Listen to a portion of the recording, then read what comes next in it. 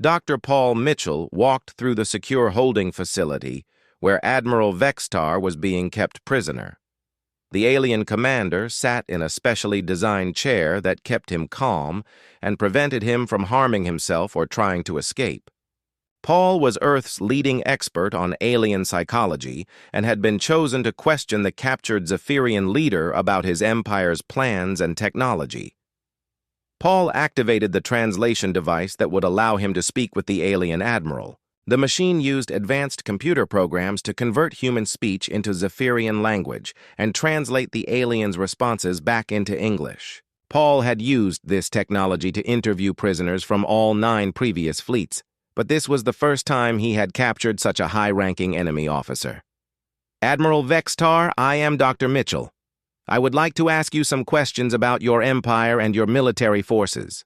The alien admiral looked at Paul with large, confused eyes. His gray skin looked pale, and his breathing was shallow from the shock of his defeat and capture. Vexatar had never imagined that any force in the galaxy could defeat his massive fleet so easily and completely. "Human, how did you destroy my ships? What weapons did you use against us? My fleet was the most powerful force in Zephyrian history, yet you defeated it in minutes." Paul sat down in a chair across from the alien prisoner. "Admiral, we did not destroy your ships. We captured them intact, along with all their technology and most of their crews. Your vessels are now being studied by our scientists to help us understand your empire better." Vextar shook his head in disbelief. "Impossible. Your species is primitive. Your technology is centuries behind ours. You should not be able to defeat even one of our ships, let alone an entire fleet." Paul smiled gently. "Admiral, that is exactly what your empire has believed for the past 3 years. You have sent 10 fleets to conquer Earth, and all 10 have failed. Perhaps it is time to consider that your understanding of human capabilities is incomplete. Intelligence. Officer Claire Lewis worked in the computer center where Zephyrian data files were being analyzed and decoded. The captured alien computers contained thousands of documents about military plans, technology designs, and strategic information about the Empire's activities throughout the galaxy. Claire's job was to find the most important information and translate it into reports that human leaders could understand. Claire discovered something that made her blood run cold. Hidden deep in the flagship's computer files was a detailed plan for something called Operation Starbreaker. The document described a massive weapon that could destabilize the nuclear reactions inside a star, causing it to explode and destroy every planet in the star system. "General Phillips, you need to see this immediately," Claire said into her secure communication device. Within minutes, General Kate Phillips arrived at the computer center with several other high-ranking military officers. Claire showed them the translated documents on her computer screen, explaining what the alien weapon could do and when the Zephyrians planned to use it. "According to these files, the Starbreaker weapon is already built and ready for deployment," Claire reported. "The Zephyrian High Command has decided that if their 10th Fleet fails, they will use the Starbreaker to destroy Earth's sun rather than accept another defeat." General Phillips studied the technical specifications for the alien weapon. The Starbreaker was enormous, requiring a specially built ship the size of a small moon to carry and operate it. The weapon worked by firing focused beams of exotic matter into a star's core, disrupting the nuclear fusion process and causing the star to become unstable. "How long do we have before they deploy this weapon?" General Phillips asked. Claire checked the timeline documents carefully. "Based on their original plans, the Starbreaker ship should reach our solar system in approximately 6 weeks. However, now that their 10th Fleet has failed, they may accelerate the schedule." Captain Laura Davis attended the emergency meeting called by Earth's top military and political leaders. Laura was one of humanity's most experienced space combat officers and had participated in the defense against 7 of the 10 Zephyrian attacks. The meeting was being held in the most secure conference room beneath the Global Defense Council headquarters. President Alex Thompson addressed the assembled leaders through a secure video connection. Ladies and gentlemen, we face a new level of threat from the Zephyrian Empire. Their willingness to destroy entire star systems shows that they will stop at nothing to defeat us. Admiral Pete Collins stood up to present humanity's options. We have three possible courses of action. First, we can continue our defensive strategy and try to capture the Starbreaker weapon when it arrives. Second, we can evacuate Earth and establish colonies in other star systems. Third, we can launch a preemptive strike against the Zephyrian home system to stop the weapon before it reaches us. Laura raised her hand to speak. Admiral, what are the chances that we could successfully capture or disable the Starbreaker weapon using our current defensive systems? Admiral Collins consulted his tactical reports. According to our scientists, the Starbreaker operates on principles we do not fully understand. While our gravity well technology might be able to trap the weapon ship, we cannot guarantee that we could prevent it from firing at our sun before we disable it. Dr. Nancy Kim presented her analysis of the captured Zephyrian technology and intelligence data. Nancy had spent weeks studying the alien computer files and communication records to understand how their empire operated and where its weaknesses might be found. The Zephyrian Empire is much larger than we originally thought, Nancy reported. They control over 60 star systems and have military bases throughout this region of the galaxy. However, their technology has one critical weakness that we can exploit. Nancy activated a large display screen that showed technical diagrams of Zephyrian computer systems. All of their ships, weapons, and facilities use the same basic computer architecture. We have already developed methods to take control of their systems remotely. If we can get close enough to their home system, we could potentially disable their entire military network from the inside. General Phillips leaned forward in her chair. Dr. Kim, are you suggesting that we could defeat the entire Zephyrian Empire using computer warfare rather than conventional weapons? Nancy nodded. Exactly. Their reliance on interconnected computer systems is their greatest strength, but it is also their greatest vulnerability. One properly executed cyber attack could shut down their entire civilization for months or even years. Admiral Morrison presented the final piece of humanity's new strategy.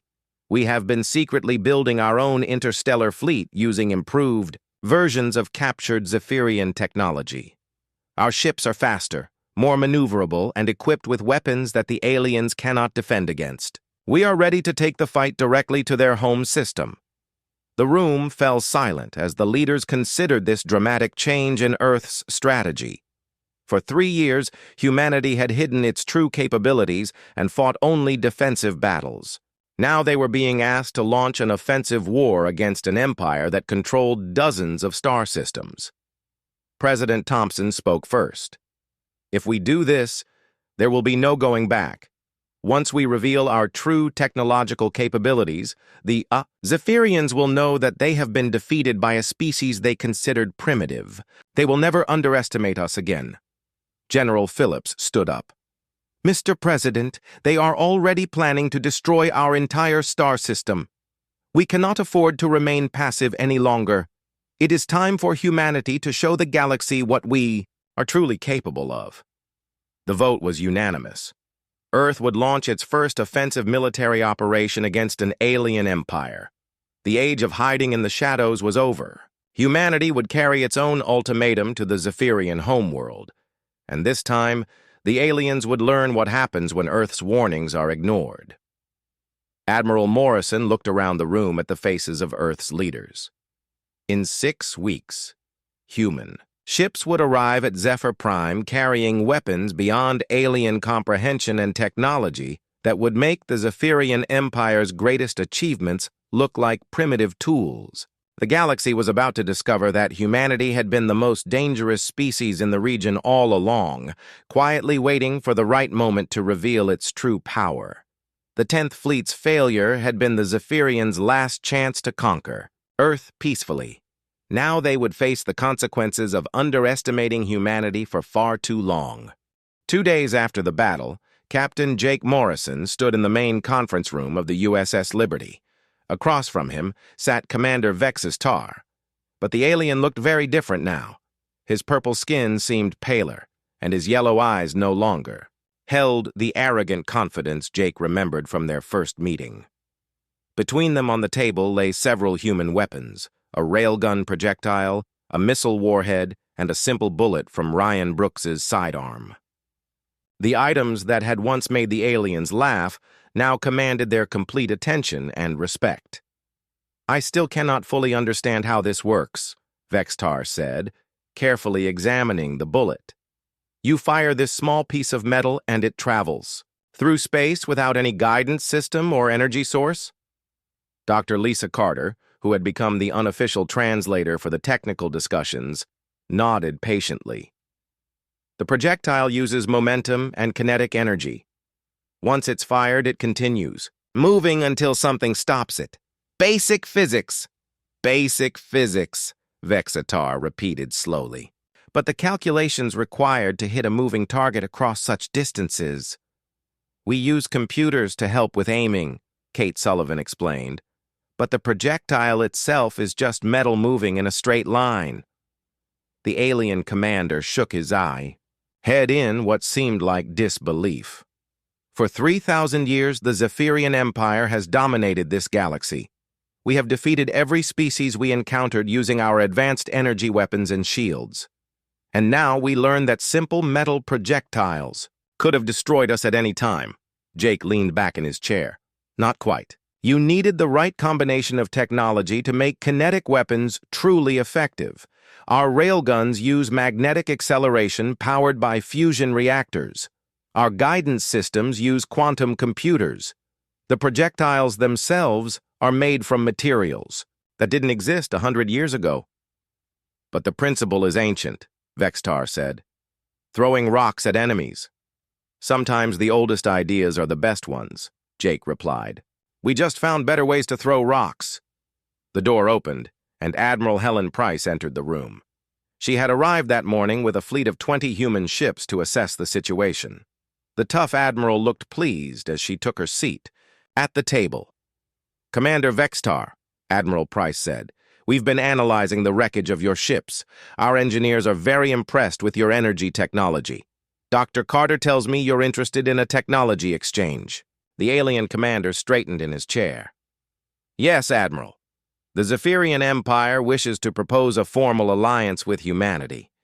We offer our knowledge of energy manipulation, shield technology, and faster-than-light travel. In return, we ask to learn about kinetic weapons and human engineering principles." "That's a generous offer," Admiral Price replied. "But first we need to discuss what happened to our colonies. 300,000 people were killed or injured in your attacks." Vextar's head drooped. "There are no words to express our regret for those actions. We acted out of arrogance and ignorance. The Zephyrian Empire will provide full compensation for the damage we caused. We will also help rebuild the destroyed cities using our construction technology." Kate Sullivan had been studying data on her tablet. "Admiral, if we combine their energy systems with our kinetic weapons, we could create defensive platforms that are virtually unbeatable, ships that can stop both energy and projectile attacks." "Interesting," Admiral Price said. "What else are you thinking?"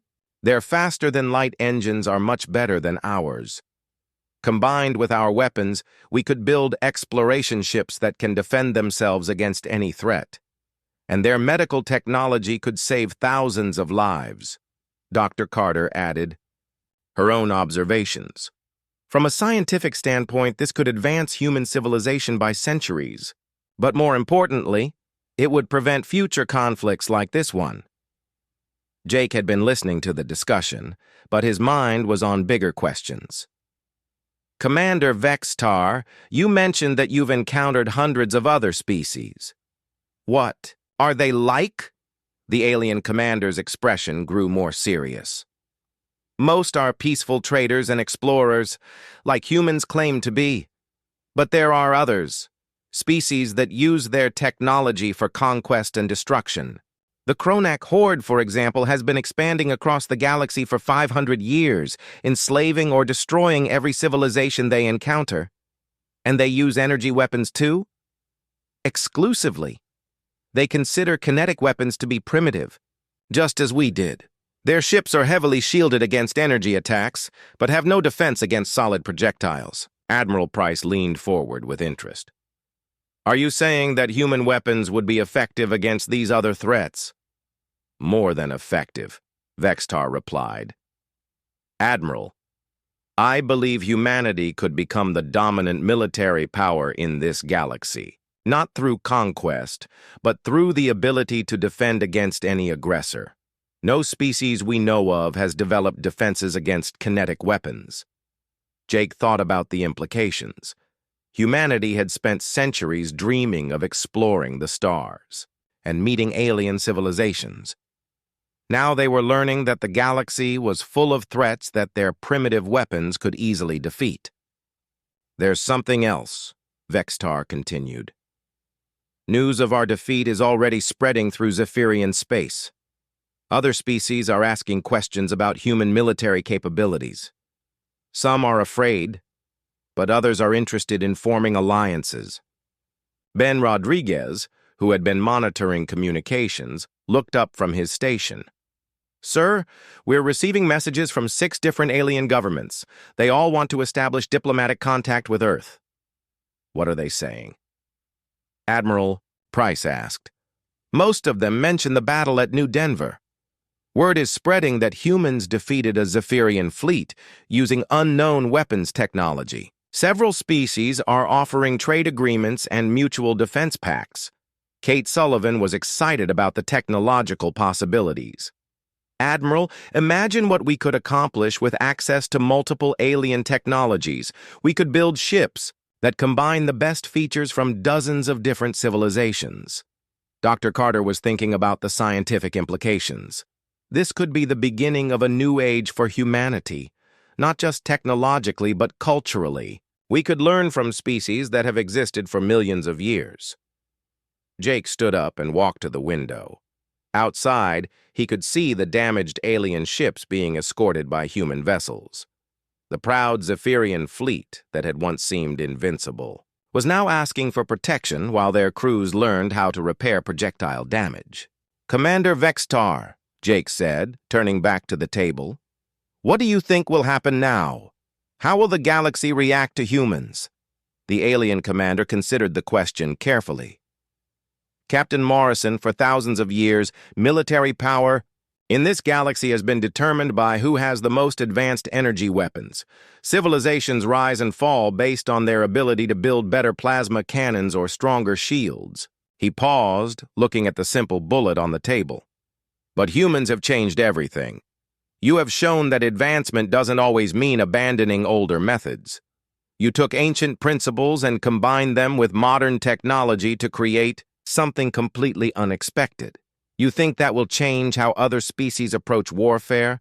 I think it already has. Right now, military engineers across the galaxy are trying to figure out how to defend against kinetic weapons.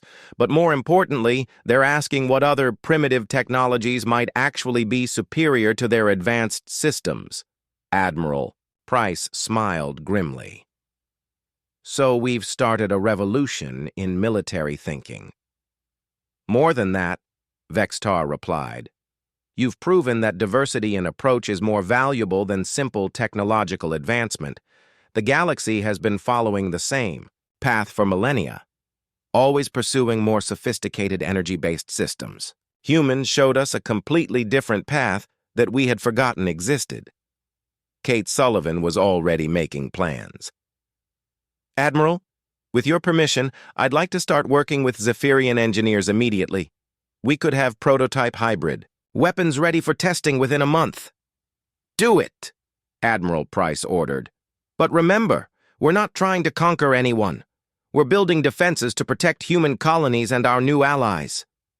Jake felt a sense of pride mixed with responsibility. Humanity had entered the galactic community not as junior partners begging for acceptance, but as equals who brought something unique to offer. The weapons that aliens had mocked as primitive had become humanity's ticket to respect and influence among the stars. "Commander Vextar," Jake said, "I have one more question. In your opinion, what makes humans different from other species you've encountered?" The alien commander thought for a long moment before answering. "Other species, including my own, tend to assume that newer is always better. When we develop advanced technology, we abandon the old methods completely.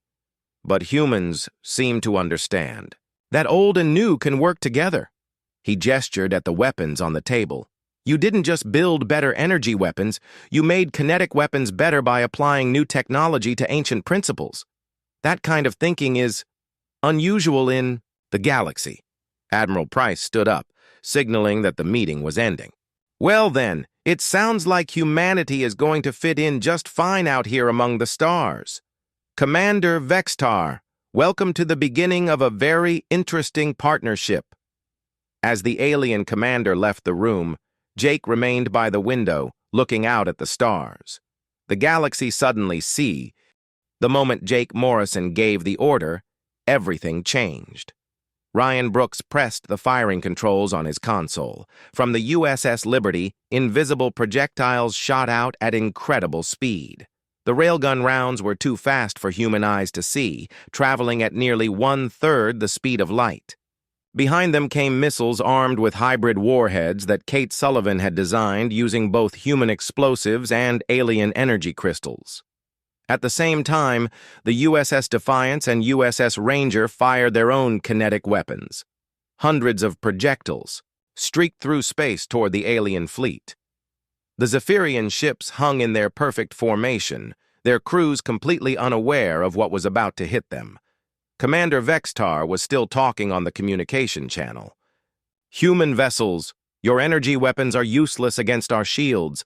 Surrender now, and we will allow you to—" His words were cut off as the first railgun projectile struck his flagship.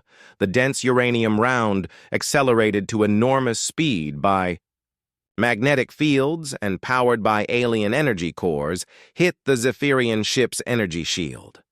The shield, designed to absorb and deflect energy weapons, didn't even register the solid projectile. The round passed through the energy field like it was empty space. It punched into the alien ship's hull with the force of a small asteroid. The impact created a hole 3 meters wide that went completely through the vessel from front to back. Atmosphere and debris erupted from both sides of the ship as the projectile continued into space. "What was that?" Vextar's voice came over the communication channel, no longer confident and amused. For the first time, Jake heard surprise and confusion in the alien commander's tone. More impacts followed. Railgun rounds from all 3 human ships struck the alien fleet like invisible hammers. Each projectile punched through shields and armor as if they were made of paper. Alien ships that had seemed invincible seconds before were suddenly bleeding, atmosphere, and spinning out of control. Science Officer Keloth's panicked voice came over the alien communication channel. "Commander, our shields are not stopping their attacks. How are they getting through our defenses?" "Impossible!" Drakmor roared. "Humans only have primitive energy weapons. We've seen their technology." Jake smiled grimly as he watched the tactical display. 3 alien ships were already showing critical damage. Their perfect formation was breaking apart as vessels tried to escape the invisible death raining down on them. "Sir, the missile barrage is about to hit," Ryan reported. Jake watched as the first human missile reached the alien fleet. The Zephyrians had never seen guided kinetic weapons before. Their point defense systems were designed to stop energy-based projectiles and had no idea how to target solid objects flying through space. The missile struck Keloth's science vessel, directly in the center. Kate Sullivan's hybrid warhead combined human nuclear explosives with Zephyrian crystal technology. The explosion that followed was unlike anything ever seen in space combat. A ball of white-hot energy expanded from the impact point, but instead of dissipating like a normal nuclear blast, the alien crystals contained and focused the explosion.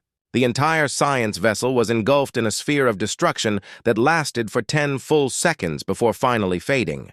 When the light cleared, Keloth's ship was gone. Not damaged or destroyed, completely vaporized. Nothing remained but glowing particles drifting in space. By the void, Vextar whispered.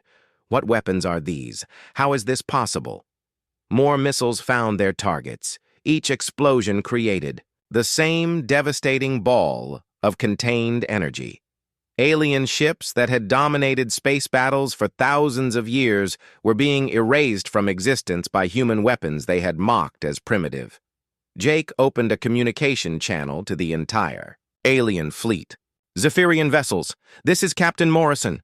Your shields cannot stop our weapons. Your armor cannot protect you. Surrender immediately, or we will destroy every ship in your fleet. The response was immediate chaos. Alien voices filled the communication. Channels all talking at once in their musical language. The computer could only translate fragments. How are they doing this? The metal projectiles passed right through our shields. Our defensive systems cannot track solid objects. Commander, we must retreat. Vextar's voice cut through the panic. All ships, evasive maneuvers, maximum speed. Get us away from these impossible weapons. But it was too late for most of the alien fleet. Human kinetic weapons had been designed to hit fast-moving targets across vast distances.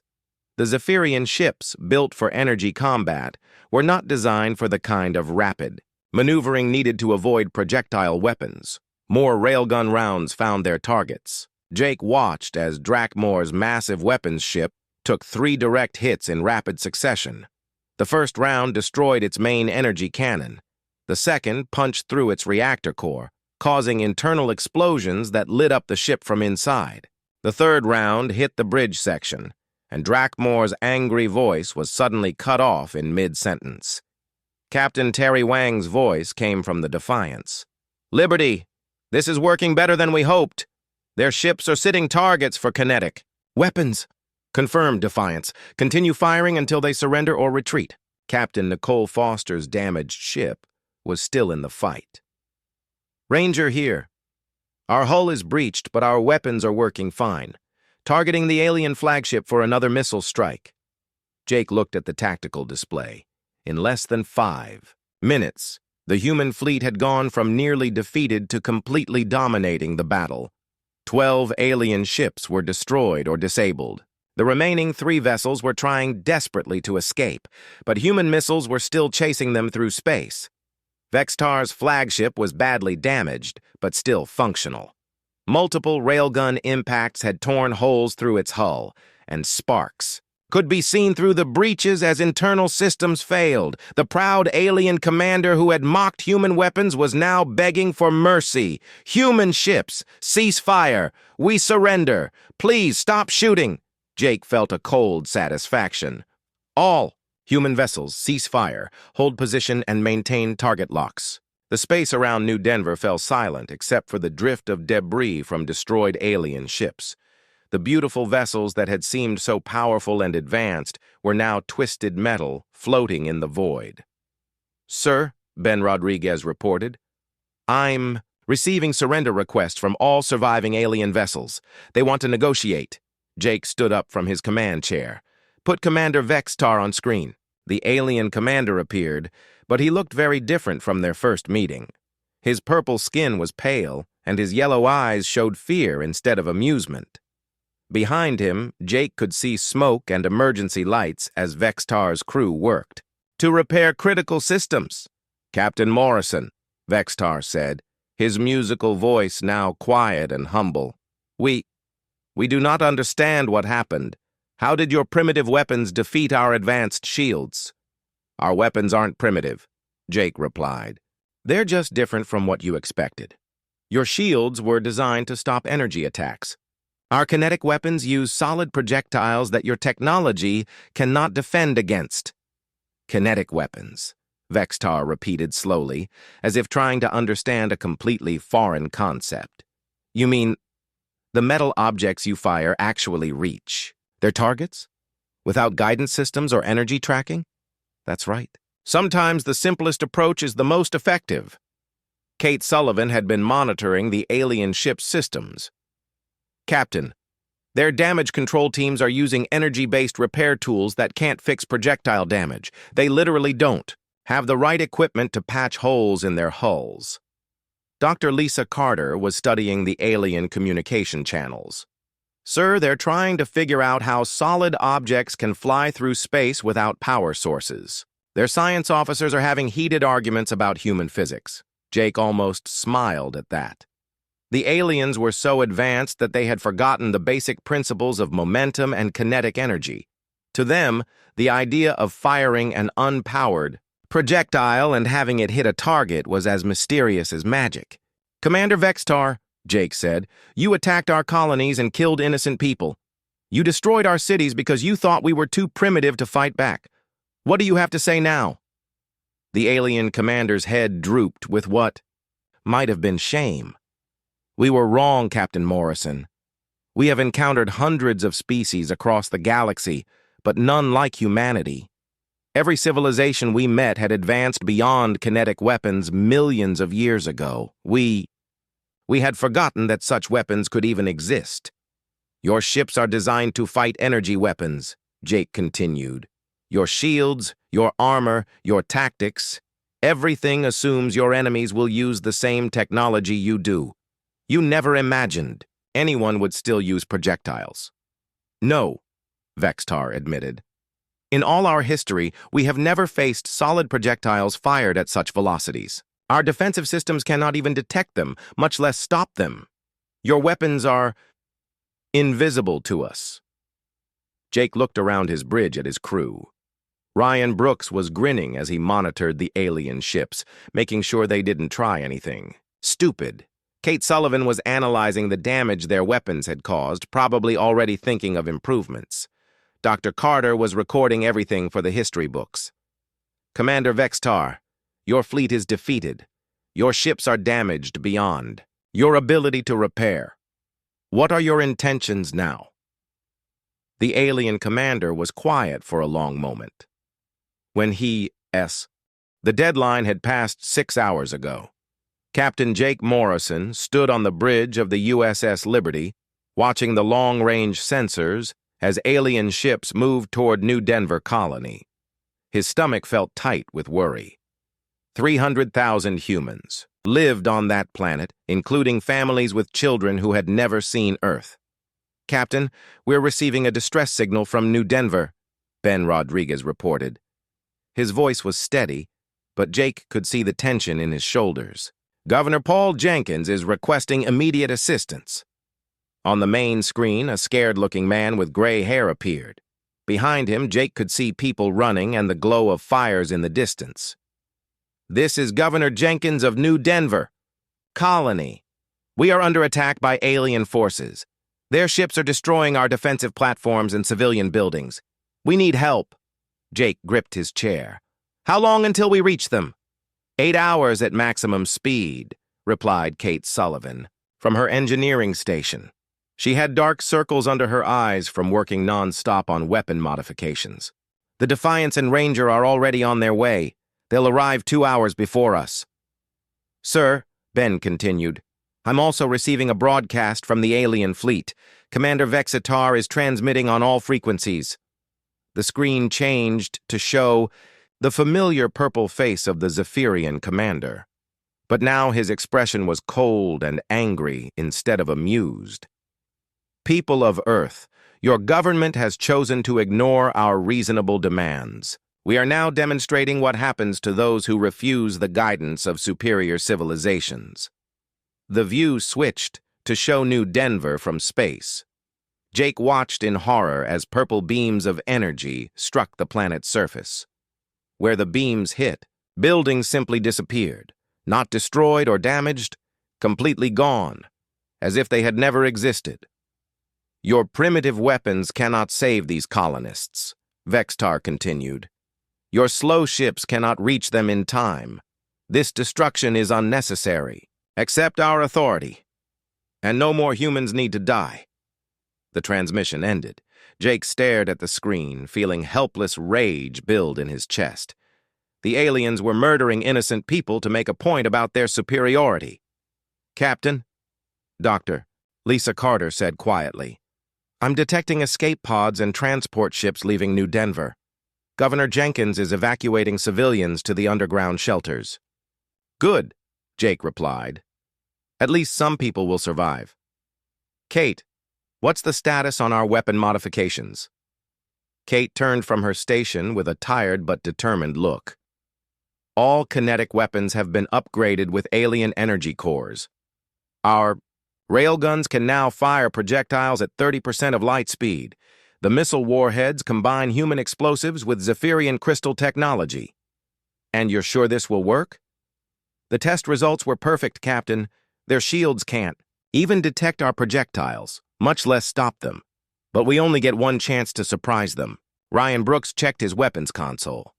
"All systems ready, Captain. The Defiance and Ranger have been equipped with the same modifications. We're carrying enough kinetic ammunition to level a small moon." Jake nodded.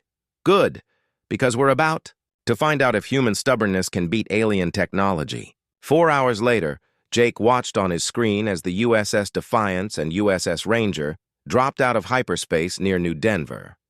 The planet's surface was scarred with burn marks where alien weapons had struck. Several cities were completely gone, leaving only empty craters. Captain Terry Wang of the Defiance was a calm man who had commanded ships for 20 years. His voice came over the communication channel. "Liberty, this is Defiance. We count 15 alien ships in orbit around New Denver. They're continuing to bombard civilian targets." "Understood, Defiance," Jake replied. "Remember the plan. Use energy weapons first to make them think we're fighting normally. Don't reveal the kinetic weapons until I give the signal." Captain Nicole Foster of the USS Ranger spoke next. She was a tough woman who had earned her command by fighting space pirates in the outer systems. "Copy that, Liberty. Our people are ready for payback." The two human ships moved toward the alien fleet. Jake could see them on his sensors, small dots approaching the much larger Zephyrian vessels. The alien ships were 3 times bigger than human destroyers and armed with weapons that could destroy entire city blocks. "Sir, the aliens are responding to our ships," Ben reported. "Commander Vexitar is broadcasting again." Vexitar's image appeared on screen. Now he looked genuinely surprised. "Human vessels, you cannot be serious. Are you really going to attack us with your primitive technology? We have already demonstrated our superiority." Captain Wang's voice came from the Defiance. "Zephyrian ships, you are attacking innocent civilians. Withdraw immediately or we will open fire." The alien commander laughed, the same musical sound Jake remembered from their first meeting. "You will open fire? With what? Your metal-throwing weapons? Your chemical explosives? This is amusing, but we grow tired of these games. All human ships," Vexitar continued, "surrender now, and we will allow you to evacuate the remaining colonists. Continue this foolish resistance, and we will destroy your vessels to demonstrate the futility of opposing advanced civilizations." Jake felt his anger burning hotter. These aliens thought human lives meant nothing. They destroyed cities like children knocking down toy blocks, and they expected humans to be grateful for their mercy. "Battle stations," Jake ordered. "All hands, prepare for combat!" Alarms rang throughout the Liberty as the crew rushed to their positions. In the distance, Jake could see the Defiance and Ranger doing the same.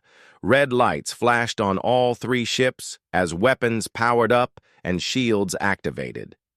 The first shots came from the alien fleet. Purple beams of energy lanced out toward the human ships. The Defiance shook as several hits struck its shields, but the human vessel held together. "Return fire!" Captain Wang ordered. "Energy weapons only!" Blue plasma bolts and bright laser beams erupted from the human ships, striking the alien vessels.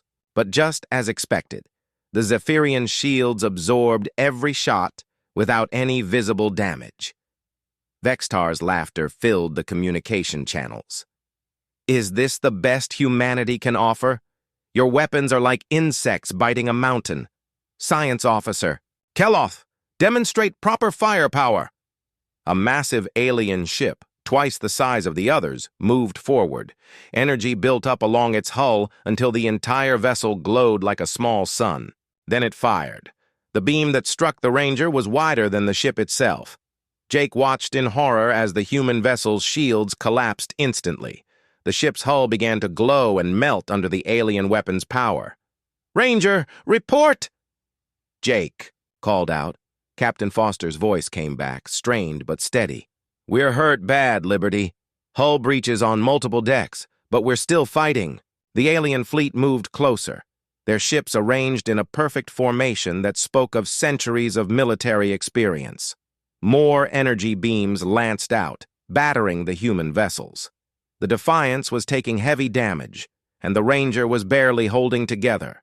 "This is pathetic," Drakmore's rough voice came over the communication channel. "These humans fight like children with sticks. Commander Vextar, shall we end this quickly?"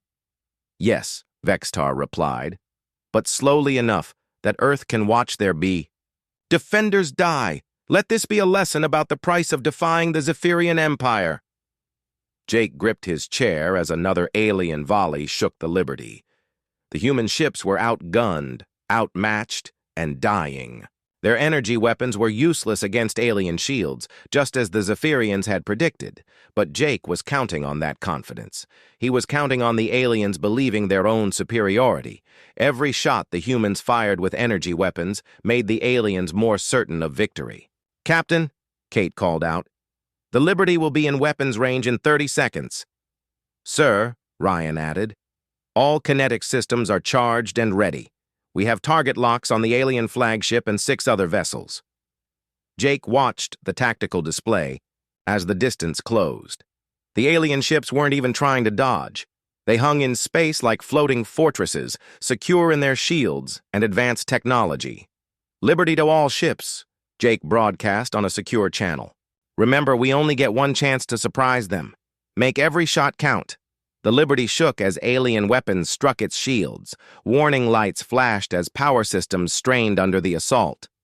But the ship held together, and Jake smiled. Grimly, "Sir, we're in range," Ryan reported.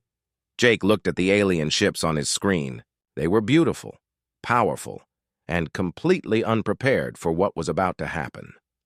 For weeks, they had mocked human weapons as primitive and useless. They had laughed at kinetic projectiles as relics of a barbaric past. The moment had arrived to show them how wrong they were. "All ships," Jake ordered, his voice carrying across the communication channels to every human vessel in the battle. "Switch to kinetic weapons. Fire everything." 3 weeks had passed since the first meeting with the Zephyrians. Captain Jake Morrison sat in his ready room, reading reports that made his stomach feel heavy. The aliens had not left the area. Instead, more of their ships kept arriving each day. What started as 7 vessels had grown to over 30. The door chimed and Ben Rodriguez entered carrying a message pad. His usual calm face looked worried. "Captain, we just received another transmission from Commander Vextar. You're not going to like it." Jake took the pad and read the message. His jaw tightened with each word. "They want exclusive mining rights to Kepler Station, New Denver, and the entire Tau sector. Those are some of our biggest colonies." "Yes, sir." "They claim the planets contain rare crystals that only they know how to use properly. They say humans are too primitive to understand the value of what we're sitting on." Jake stood up and walked to the window. Outside, he could see the alien ships floating in perfect formation. They looked beautiful and deadly at the same time. "What's the deadline?" 72 hours for our government to respond. After that, they say they'll take the planets by force to prevent us from damaging important galactic resources. Get me, Admiral Price, at Earth Command. Priority 1. 2 hours later, Jake was in a secure video call with Admiral Helen Price. She was a tough woman in her 60s who had fought in the Mars Rebellion and the Jupiter mining wars. Her gray hair was pulled back tight, and her dark eyes showed no fear. "Captain Morrison, I've read your reports about these Zephyrians. What's your assessment of their military capabilities?" "They're far ahead of us, Admiral. Their energy weapons can destroy matter at the molecular level. Their shields can stop anything we have. In a straight fight, we'd lose badly. Admiral Price nodded. That's what our scientists think too, but we can't just give up 3 of our most important colonies. Too many people live there, and those mining operations feed half the human worlds. What are your orders, ma'am? I'm sending you reinforcements. The USS Defiance and USS Ranger are already on their way. More ships will follow. In the meantime, I want you to buy us time. Keep talking to these aliens, but don't agree to anything. And if they attack, Admiral Price's expression grew hard. Then we fight with everything we have. Humanity doesn't bow down to bullies, no matter how advanced they are. After the call ended, Jake gathered his senior staff in the conference room. Kate Sullivan had been working non-stop for 3 weeks, studying every piece of alien technology she could scan. Her eyes were red from lack of sleep, but she looked excited. I've been analyzing their energy signatures, Kate said, pulling up holographic displays. Their shields work by creating an energy field that absorbs or deflects incoming energy attacks. It's incredibly sophisticated. Dr. Lisa Carter leaned forward. But what about physical objects? Solid matter? That's what's interesting, Kate replied. I don't think they've ever needed to defend against kinetic weapons. Every scan I've taken suggests their shields are specifically designed for energy warfare. Ryan Brooks had been quiet during most meetings lately, but now he spoke up. Are you saying our guns might work against them? I'm saying it's possible, but we'd need to test it somehow, and we can't exactly ask them to let us shoot at their ships. Jake thought about this. What about our own experiments? Can we build something similar to their shields and test our weapons against it? Kate nodded eagerly. I've been working on that. Give me another week and I think I can create a small version of their energy field. We could test it in the cargo bay. Do it, Jake ordered. But keep it quiet. If they find out what we're planning, they might attack early. Dr. Carter had been studying her own data. Captain, I've been monitoring their communications. They're not just dismissive of our weapons. They genuinely don't understand them. When Drakmore examined Ryan's bullets, he kept asking how we programmed them to find targets. They don't know what dumb ammunition is? Ryan asked. I don't think so. Every weapon they've shown us has smart targeting, energy guidance, or molecular tracking. The idea of just firing a piece of metal in a straight line seems completely foreign to them. Ben looked up from his station. Captain, we're getting another message from the Zephyrians. Commander Vextar wants to meet again. An hour later, Jake found himself back on the alien flagship. This time, Vexatar seemed less amused and more impatient.